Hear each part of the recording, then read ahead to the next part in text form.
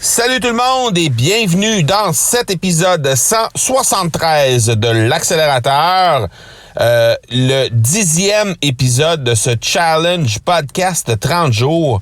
Et aujourd'hui, bien, je veux vous parler comment l'entrepreneuriat commence avec la biographie de Steve Jobs. À tout le moins, dans mon cas, à moi, très précisément, je veux vous parler de la biographie de Walter Isaacson, cet écrivain, ce grand écrivain qui a fait la biographie de Steve Jobs. Et je vais simplement on va se reporter en 2010, à Noël en 2010 en fait, au moment où j'ai une nouvelle conjointe depuis quelques mois à ce moment-là. Et à Noël, ben cette conjointe-là m'offre le livre justement de Walter Isaacson. Et c'est intitulé simplement Steve Jobs. Donc, c'est la biographie de ce grand homme, ce grand entrepreneur. Et sur la page couverture, ben, c'est simplement le visage de Steve Jobs qu'on y retrouve. Donc, peut-être que vous avez déjà aperçu ce livre-là sur les tablettes dans les librairies ou à la bibliothèque. C'est un livre avec quand même assez volumineux, avec une couverture blanche et c'est simplement écrit Steve Jobs et avec le visage de l'entrepreneur célèbre. Et donc, faut comprendre que de mon côté, c'est le premier Noël que je passe avec cette conjointe-là, dans la famille de cette conjointe-là.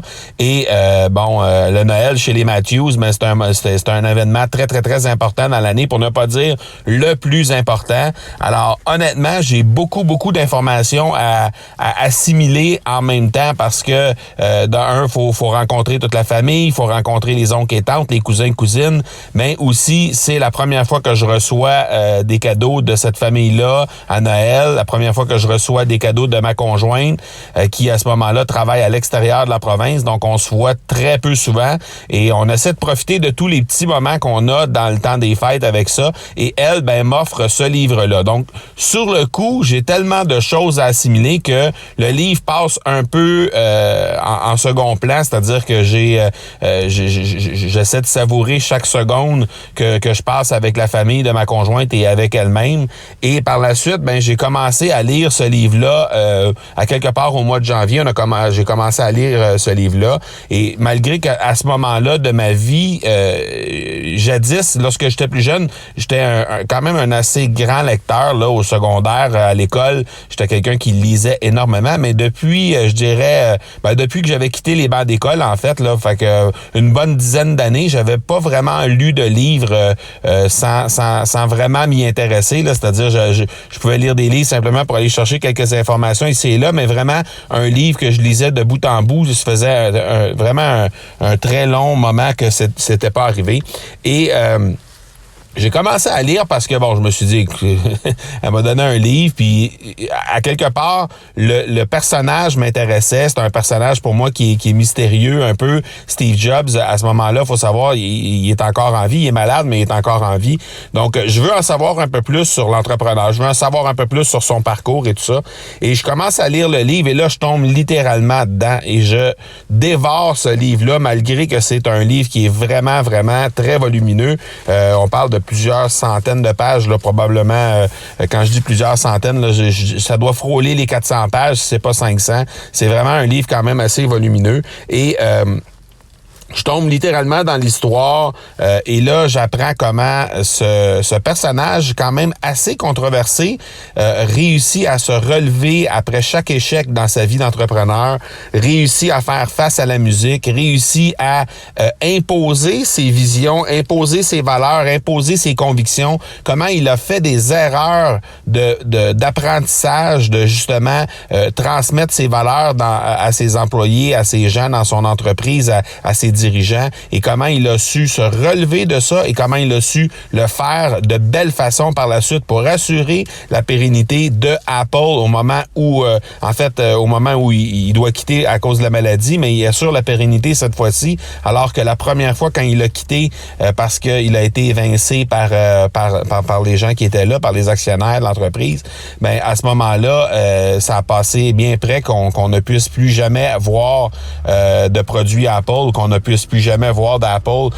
Donc, ça a été vraiment une histoire quand même assez surprenante quand on considère et quand on regarde ce que Apple est devenu aujourd'hui. Ben on peut difficilement s'imaginer que ça a passé si près de ne pas arriver tout ce qui arrive avec Apple aujourd'hui, parce que il y a eu plein de difficultés et justement Steve Jobs a su se relever de tout ça. Donc, ne serait-ce que pour avoir le courage de ses convictions, ne serait-ce que pour avoir le courage d'imposer ses visions et de d'y tenir et de vouloir les maintenir en vie, ne serait-ce que pour ça, ce livre-là vaut vraiment la peine. Oubliez le fait, est-ce que j'aime Steve Jobs, est-ce que j'aime Apple ou pas? Au-delà de tout ça, là, juste le courage et juste l'exemple d'entrepreneur qu'il représente, même s'il y a certaines choses dans sa vie d'entrepreneur avec lesquelles j'étais pas vraiment d'accord, la façon dont il traitait ses employés et tout ça, mais à la base, c'était vraiment quelqu'un qui avait d'énormes convictions et qui voulait, qui avait vraiment à cœur le succès de cette entreprise-là. Alors, ce que ça a fait chez moi, dans le fond, c'est que ça a changé complètement ma vision de l'entrepreneuriat. Et comment ça s'est traduit par la suite? Ben déjà, tout de suite en 2010, j'ai lancé, j'ai accentué la mise en place d'un blog avec l'entreprise que j'opère avec mon père et mon frère, qui est Production Extrême. C'est une entreprise qui œuvre dans le domaine du marketing par l'objet et des vêtements promotionnels. Donc, à la base, c'est pas une entreprise, c'est pas un domaine qui est renommé pour être extrêmement à l'avant-garde lorsqu'on parle de marketing en ligne et des choses comme ça. Alors, on était vraiment des pionniers à ce moment-là. Là, maintenant, il y en a quelques-uns qui se sont lancés, mais encore là, on est parmi les rares qui continuent d'œuvrer dans ce domaine-là puis de vouloir développer avec les nouvelles méthodes de marketing et tout ça. Donc, on est quand même assez pionniers dans tout ça. Donc, on a mis les bouchées doubles à partir de 2010 chez Production Extrême, donc carrément suite à la lecture de ce livre-là.